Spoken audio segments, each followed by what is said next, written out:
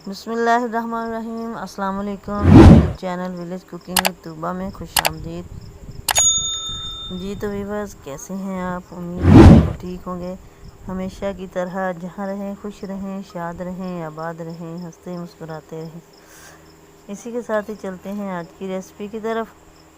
आज मैं लेके आई हूँ आलू और बीफ की रेसिपी। आलू और बीफ से हमने बनाना है मज़ेदार सा सालन।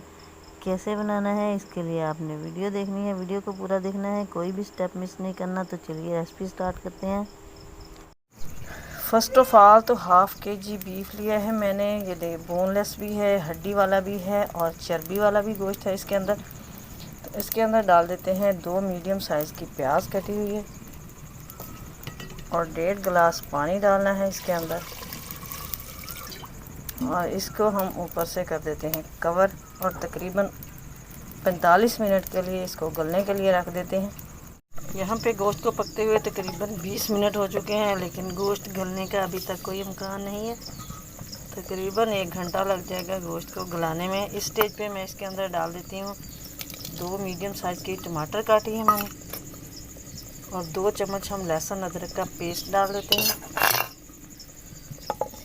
इसको फिर कवर कर देते हैं ताकि गोश्त अच्छे से गल जाए।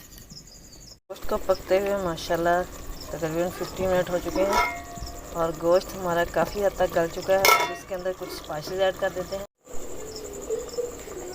ये है मेरे पास सुरख मिर्च है 1 टेबल स्पून और हाफ़ टेबल स्पून हल्दी पाउडर है, 1 टेबल स्पून नमक है और 1 टेबल स्पून है धनिया पाउडर और 1 टेबल स्पून ज़ीरा है और कुछ खड़े मसाले हैं, ये इसके अंदर ऐड कर देते हैं।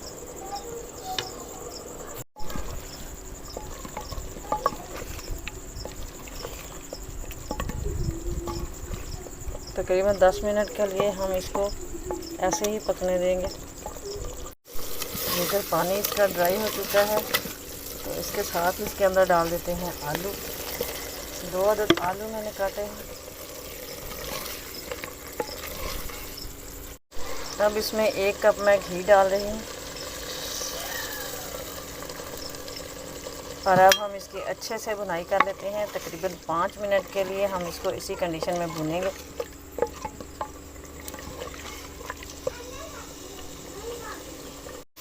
माशाल्लाह इधर हमारे सालन की भुनाई अच्छे से हो गई है। अब इसके अंदर मैं डाल देती हूँ पानी।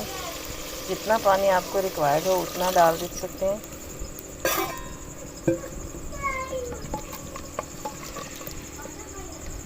थोड़ा सा पानी और डालते हैं। ये मैंने इतना पानी डाला है इसके अंदर। अब इसके अंदर साथ ही डाल देते हैं 3 से 4 सब्ज़ मिर्चें साबुत, ताकि इनका थोड़ा सा फ्लेवर निकल आए।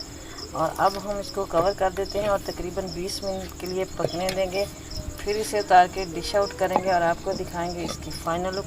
लेकिन इसी के साथ अगर आप चैनल पर नए हैं तो प्लीज़ सब्सक्राइब कीजिए, बेल आइकन को भी प्रेस कर दीजिए ताकि मज़ीद वीडियोस का नोटिफिकेशन आपको इजीली और इन टाइम रिसीव हो।